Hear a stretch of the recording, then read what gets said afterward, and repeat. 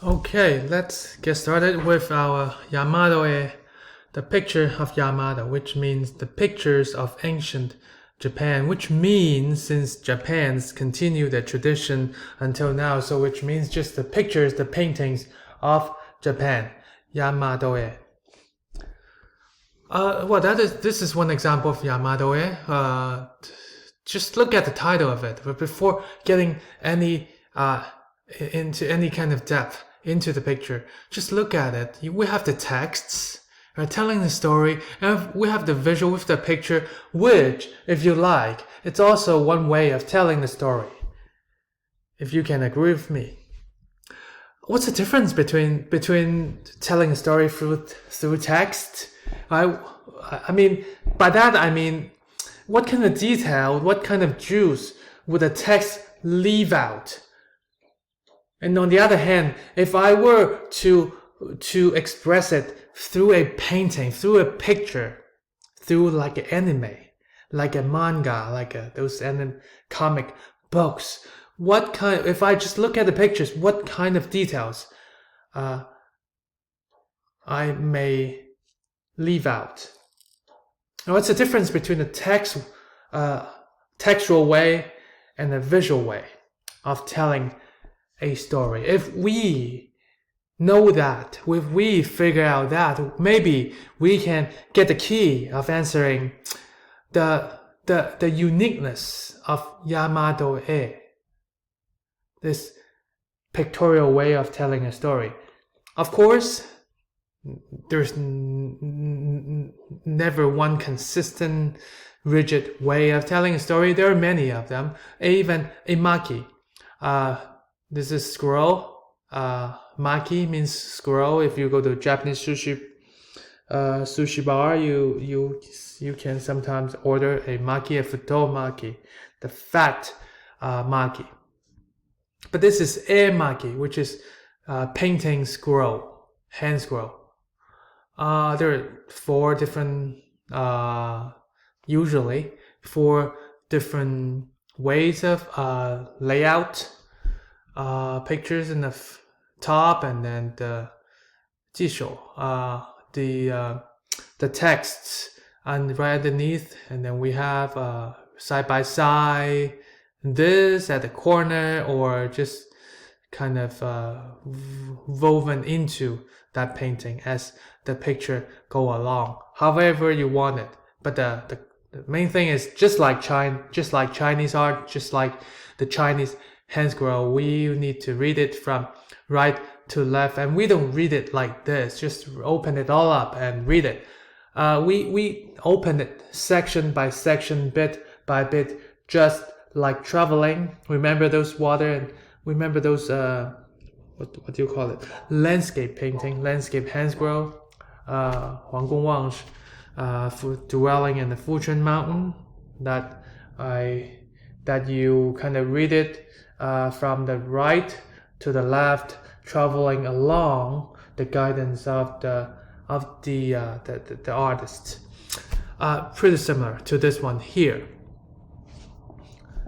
But for Japan, they use it to tell a story, and that story, and one very famous emaki would be the emaki of Tale of Genji. In your reading, I think you have already read the summary, because it's it's really complicated love story. A story of multi-relationship happened at court during the Heian period.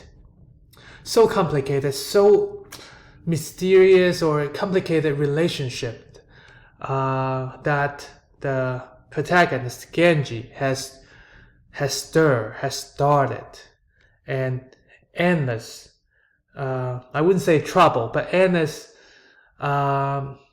suffering. There has to be some suffering, and endless maybe just stories, right, with different ladies in waiting, and then they produced had affair with different ladies, and some they're meant to be his wife, some according to the court ordinance can never be and should not allowed to be his wife, but he produced a son with that wife. I mean, with that lady in waiting, lady at court. But that you can't let your wife know about this, but the gossip gets around, so your wife knows it anyway, and not only your wife, other people knows it anyway. So they're kind of a lot of time peeping in behind the scene, looking at you, see what's happening. But well, karma. Do you remember one thing called karma in Buddhism? Because the life just gets revenge onto you since you're having an affair with someone else's wife. You get revenge as well because some other guy might have an affair with your wife and produce a son that you have to acknowledge as the prince, as someone that's of your genealogy. You have to, but he's not really your son. I mean, that's my summary of that Genji, the tale of Genji's, but just not complicated enough. So complicated a story. How do you represent it? How do you express it? Through painting, through pictures. Okay, so that's a question I might not be able to answer. But for now, our mission today is to look at some of the characteristics, right, of the Japanese, the painting of Japan. With this example of Yamato-e, let me introduce you a couple of terms first. Because of time and the complexity of this story, I really encourage you to really go back to that summary. Maybe have a little read of that novel, because it's considered the earliest novel in human history. It's from Japan. So in terms of content, the relationship between all of them, I might not get into all of the detail of it because telling a story is really time consuming. Well, it's more economical, it's more effective maybe with this visual emaki. We're gonna find out. So you yourself go read the story yourself, and maybe just Wikipedia the Asumaya these terms, and you would know a little bit of the background of it. And these terms, the kashiwagi, then you would find the contents. These are the things, the narrative I would not get into. What I will get into is how the story is told and how the story is painted. First, how the story is painted, how the people, how the figures are painted, how the space is painted, is presented. It's presented in a way that's called the fukiniki yattai, which means blown away roof, which is a bird's eye view with the ceiling and wall partitions removed just like this. Looks like you're peeping at the roof, right? They take out the cover of the roof and look and peep inside without these people knowing. This court lady is reading the servant is reading the story, the letter for her, someone helping her to comb his hair. And there's another lady right here, and then another space, another woman inside this court is peeping. And then all of them don't know that you are peeping as well. So, okay, so that's one way of looking at the painting. That's an angle that we don't see in Chinese. We see hand scroll in Chinese art, in Chinese painting. That's an angle that we never see in Chinese painting. That's unique to Japan. Okay, another term is the hikime kagibana. Hikime kagibana just means the way to depict the facial expression. I mean, not the facial expression, but the facial features. Line for an eye literally means line for an eye, hook for a nose. A hook for a nose. So it's a little rigid, a little, what's the word for it? schematic. Because it's quite abstract. It doesn't show the true expression of that figure. And that we're gonna get into later, a little bit more later. But that's a way they depict the human figures, just like for their storytelling. And then also the layers of color, the different layers of it, to use a lot of primary color, really colorful. Not like, again, if you want to compare with Huang Guangwang's The Dwelling in the Fuzhi Mountain. Fuzhi Mountain is only ink on paper. It's only black ink on white paper, and this is completely different. This is color, layered and layered of color. Okay, these are the three main characteristics terms for Yamato-e, for the start of Yamato-e, the tradition of Yamato-e. Any more? Okay, let me get to another spectrum of Yamato-e. That is, again, the influence from outside of Japan. Why would they paint this way? This is a really broad question. Well, let's start looking at it. First of all, we see, besides the figures being placed at different corners of the painting, we actually see a screen which would become more and more often in our lectures as we go along later. A screen.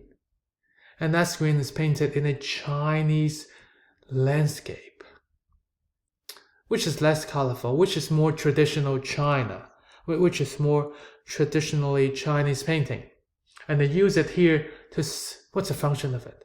To decorate the place, to decorate so that, to decorate the place, is it? Or to separate the space for the different storytelling to happen, or both, a little bit of both.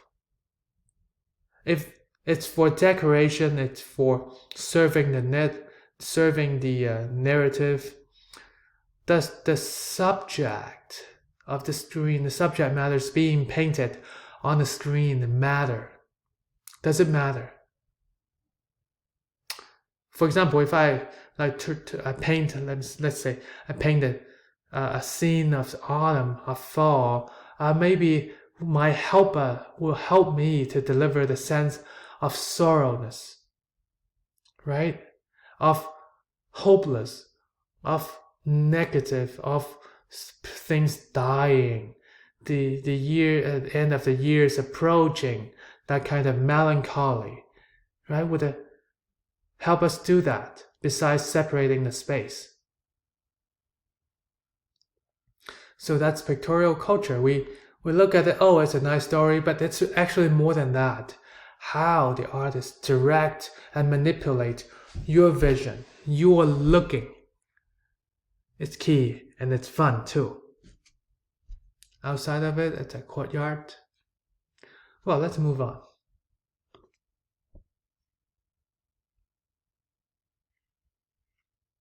Azumaya, the Eastern College, but I believe he is the Genji. Waiting outside, listening inside. That as I remember, that this lady was pregnant, and he cannot accept that fact because he doesn't want her to pregnant.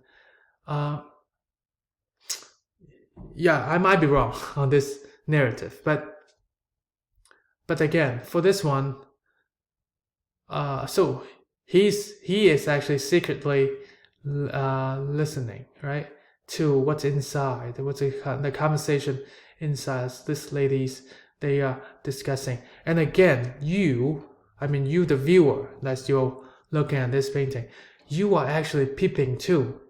So it's in terms of the viewing relationship, that's already complicated, because you are looking at him, you're looking at the story, and he is also listening to them.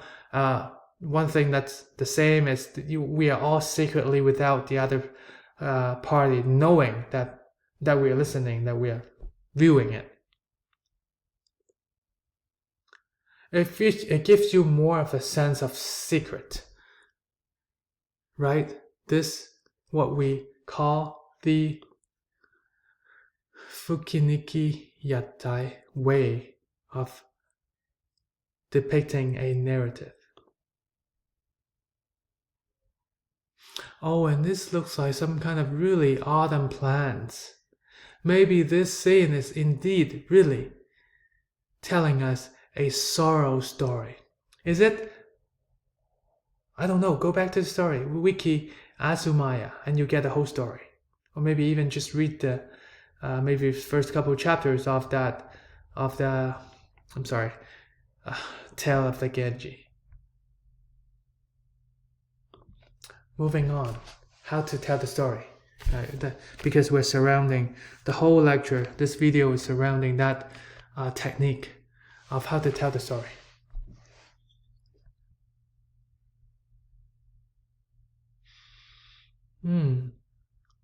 Well, the story is pretty compact, the way I see it. Because first of all, we see not only just one screen, we see many screens, first of all. And the function of it, you know now, to separate the space and to decorate it, of course. 1 screen, 2, 3, 4, come on. 5, separating all the figures, doing all separate things. Someone's, again, listening, we are peeping. Some other ladies at court, they are peeping as well. And this lady is telling his dad that she wants to become a nun because she cannot accept the fact that she was pregnant, or she had an affair with Genji, and Genji behind the screen happened to know this.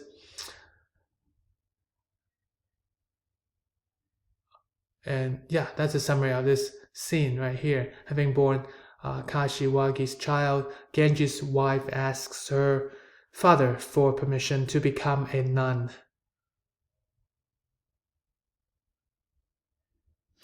Genji is doomed. He's having all kinds of affair with the court ladies.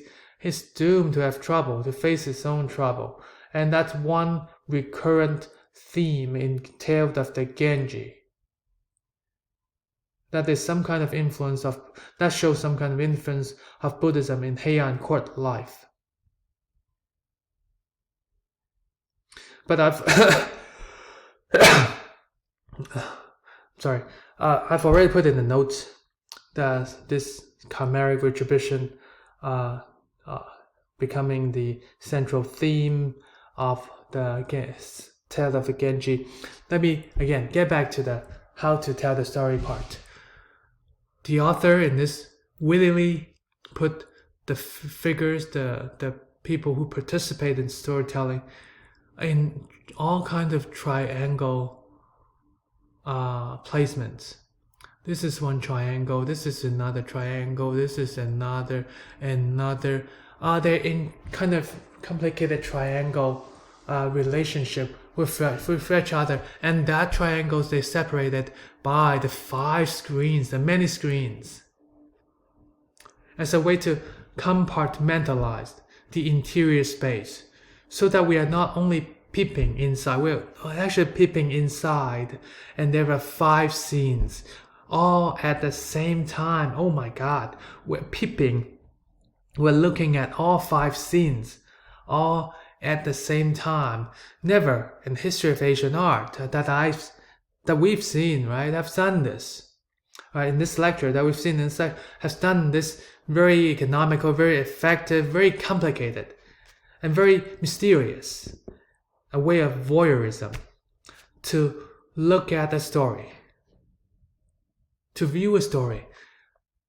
Isn't it a lot of fun? I think so. It's a lot of fun, but it's also very smart and very effective way, and complicated, of course. So you can study the screen, right, for your essay, maybe, if you like Genji, Tale of Genji. Study maybe the meaning of the screens, the function of the screens being used, because if they're really just meant to be used as a separate device to separate the different space, to compartmentalize the interior space, they they could be just all of the same look, but of course they're not. Some of them are painting, some of them are screens, some of them are curtains, some of them are different material. Why? Well, they are part of the story. That gives you the detail of the tale of Genji.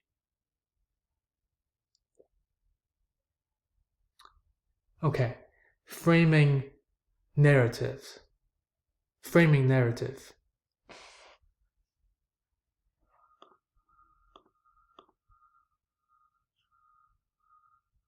What is this? The screen. Right, another one. The screen, another one. My goodness, screen. This is the scene that Genji visits dying Kashiwagi. His best friend, but they're involved in all kinds of, again, affair and complicated relationship. And this court ladies, again, they're here. Why do we always see palace attendants or ladies in waiting, the court ladies, on the side of chatting, at a corner peeping, and behind the screen gossiping? Why do we always see them? This is just a story about Genji visits the dying Kashiwagi, not anybody else. Can you clear the scene? What is the function of their presence in this narrative? Think about that.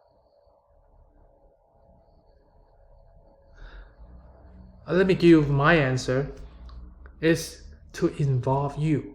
I mean you, my students, my dear students, involve you into the scene, into the peeping, into the viewing, decoding the secrecy. Because this is very private, domestic scene. So to invite you to not just outside of this painting, looking at it, these court ladies, they actually gives you a device to imagine that you are one of them and participating in this really complicated court life. A very domestic sensibility. And through which you know a great deal about what their lives were like from looking at these images, through experiencing in these images. This is very different from Chinese way of providing you that experience. Remember the Fuchun Mountains, right? The dwelling in the Fuchun Mountain, how Huang Gongwang, the artists, provide you the experience of walking, hiking on the Fuchun Mountains. And this one, well, what kind of devices that Huang Gongwang used to involve you in the painting? And what kind of devices that the artist of this tale of Genji emaki uses to involve you in this scene? Okay, let's move along. Well, we're almost running out of time, so I might just provide you more questions and for answers, because I think, as I always think, right, questions are more important than answers. So you have the answers in your textbook, and you have the answers in the Khan Academy. So there's no short of resources. So the question to ask for this one is, why this guy? Why this? I mean, they are the protagonists, right? This gentleman is playing music for the sick, weak, vulnerable female. I forgot the name of this. For this lady, right here. But why are they being pushed to just a corner? Can they be just put centered, right? Are we supposed to put, that's a basic knowledge, right? I would say the first painting 101, put the protagonist, the subject matters in the middle, in the foreground of your painting. Why are they pushed to the corner? And I mean, use this whole big swath of of space to paint just plants? I mean, seriously?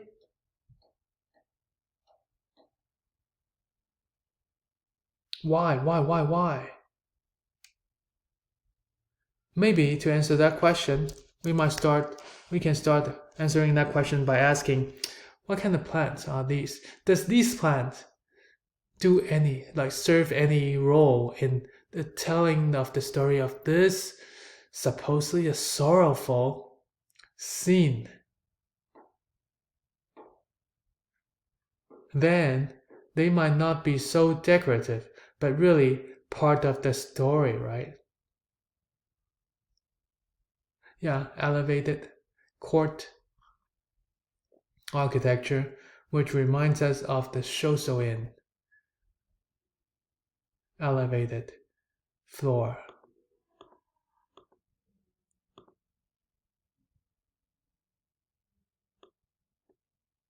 I mean, plants again? What does this serve? And here I want to introduce you one term.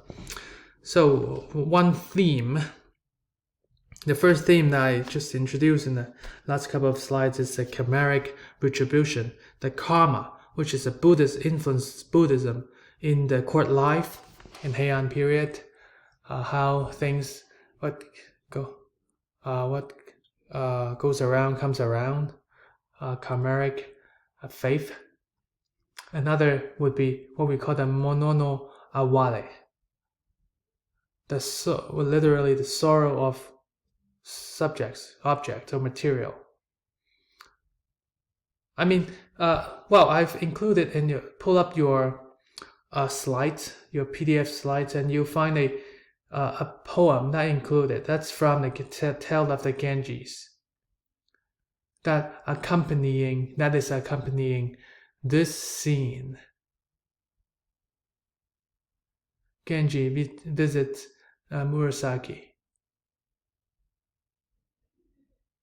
They used to have an affair, and then she kind of went another route, and Genji now visits her. Another complexity of relationship.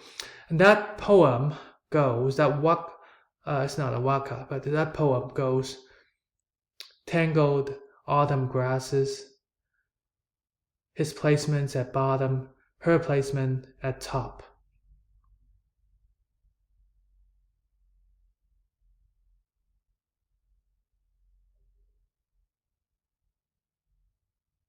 Oh, I'm sorry, let me correct myself. This is not from the Tale of Genji, but it's a comment of this painting. Sorry about that. What do you think the function of this autumn grass is?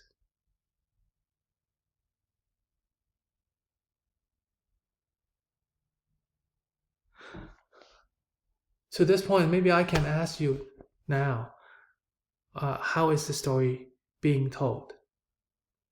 The extreme formality of social conventions between the sexes evidence the emotion conveyed using architecture, color, and space, along with poetic motifs and plants.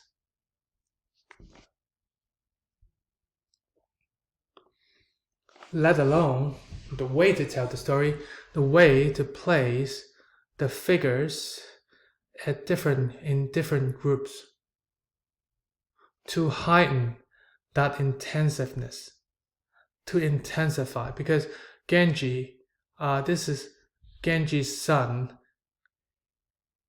that is not his son, but he has to acknowledge him. That's his by from another father that had an affair with his wife, but he has to acknowledge him and not let anybody know. On the other hand, this is his real son, but this is a son that he had an affair, that came out of an affair Genji had with another woman later at court.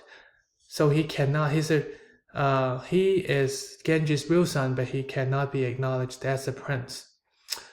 I mean, this is such a karma that he kind of did that did this to someone else's, and that comes back to Genji. And how is that story told? In the line, right? Right, one on top of another. The the placement at the placement at top. This is the sun that he has to acknowledge, and this is the sun he has to. This is sun he has to recognize. This is sun it's his real son, but cannot recognize.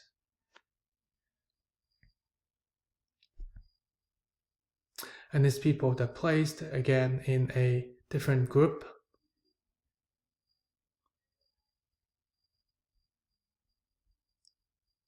And again, I've actually given you a reading in this slide. So if you pull up the slide, you will see my notes, which says under this slide, which says the example of analysis of pictorial way of presenting the narrative. How to present a narrative. Then I've included a excerpt of a analysis of this scene, how it's analyzed. I want you to have a read of it. I try to make it as short as possible, which is from Melissa McCormick, a scholar, a renowned scholar in Japanese art. So we have to move on. We'll move on to end our lecture with one question. That is from your textbook, the page 323. There's a section called Behind the Scenes, which shows that Lady Murasaki, who's the author of Tale of Genji, who's a female actually. Lady Murasaki also wrote a diary, and it is useful to compare the idealized version of Heian court life promoted in the Tale of Genji with the reality exposed in her diary. Not all courtiers behave like refined gentlemen. Entries in her diary describe drunk, lecturers, men pawing at women and making obscene jokes, aristocratic women in particular, because of their subordinate position in a polygamous society, suffered from loneliness, jealousy, and rejection, emotions they were expected to keep to themselves. Their problems, however, pale in comparison to the hardships experienced by heavily taxed illiterate commoners, the majority of whom toil in the rice fields at aristocratic estates, barely subsisting on meager food supplies.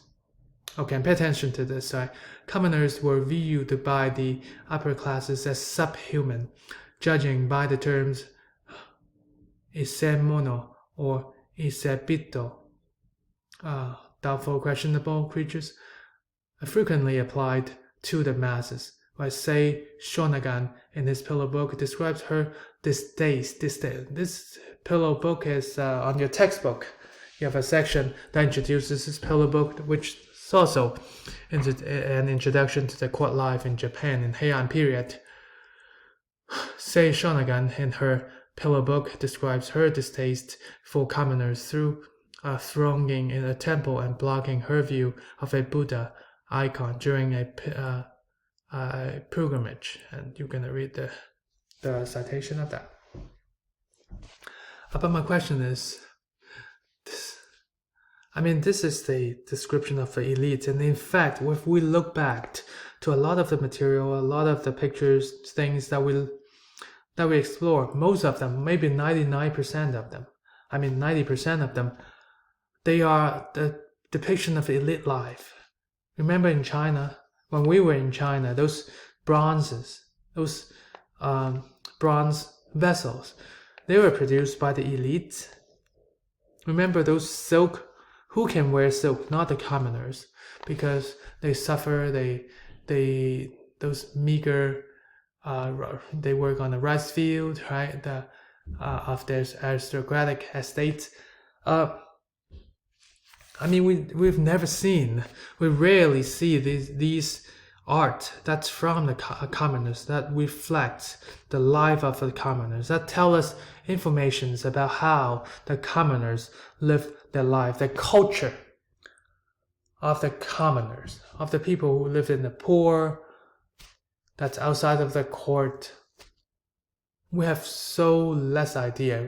Again, if we remember the Shoso-in, it's also the many beautiful treasures in there, but again, they are just elite treasures. For art history, there's a limit for a long time.